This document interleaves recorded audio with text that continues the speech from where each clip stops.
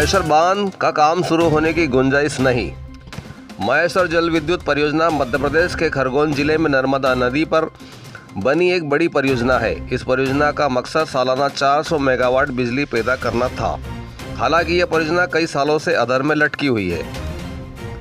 परियोजना के निजीकरण के तहत 1994 में एस कुमार समूह की company Maheshwar hydel power corporation limited को दिया था। उस वक्त सरकार, जिसके मुख्यमंत्री दिग्विजय सिंह थे, सन 1994 में विद्युत क्रय समझौता और सन 1996 में संशोधित विद्युत क्रय समझौता किया था, जिसके तहत बिजली बने या न बने, बिके या न बिके, फिर भी 35 वर्षों तक परियोजनाकर्ता को एक बड़ी रकम देना थी।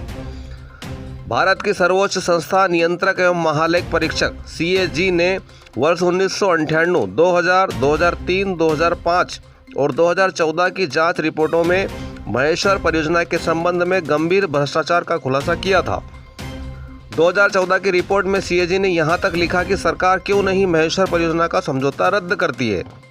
इसके अलावा भारतीय औद्योगिक वित्त निगम IFCI ने अपनी सन 2001 की रिपोर्ट में यह स्पष्ट कहा था कि एस कुमार ने तमाम बैंक और सरकारी संस्थाओं से महेश्वर परियोजना के लिए गए 106.4 करोड़ रुपए उसी ग्रुप की अन्य कंपनी को डाइवर्ट कर दिया था। इस कारण नर्मदा बचाओ आंदोलन ने बार बार ये मांग की थी कि परियोजना के लिए आए सार्वजनिक पैसे का फॉरेंसिक ऑडिट किया जाए। यहाँ बता दें कि नर्मदा बचाओ आंदोलन NBA भारत के एक सामाजिक आंदोलन है जो 1985 से शुरू हुआ। इस आंदोलन का नेतृत्व मेघा पाटकर, बाबा आमटे और अन्य कार्यकर्ताओं ने किया था।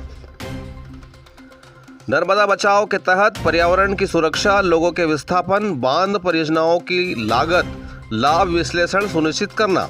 इसके अलावा विस्थापित लोगों का पूर्ण पुनर्वास नहीं हो जाता तब तक बांधों का निर्माण नहीं किया जाए। साथ ही यह भी कहा गया कि इस परियोजना में तमाम वित्तीय अनियमितताएं हुई है। इसी कारण 12 वर्षों से परियोजना का काम ठप पड़ा है।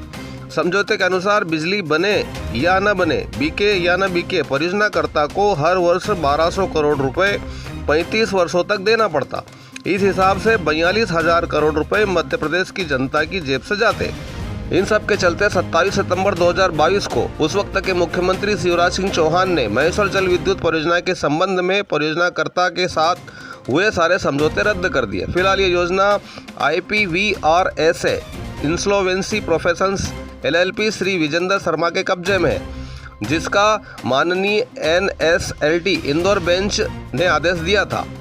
इस परियोजना में चोरी की कई घटनाएं भी हुई, जिसकी खबर समाचार पत्रों में छपी थी। इसके साथ ही कई वर्षों से बंद पड़ी योजना कबाड़ की स्थिति में पहुंच चुकी है। इसके साथ ही बांध का एक गेट भी कई वर्षों से नीचे गिरा है। अब अगर सरकार इस योजना को फिर से शुरू करती है तो वही खर्च होने की संभावना है, जिससे बिजली दर 18 रुपये प्रति यूनिट तक होने की संभावना भी है।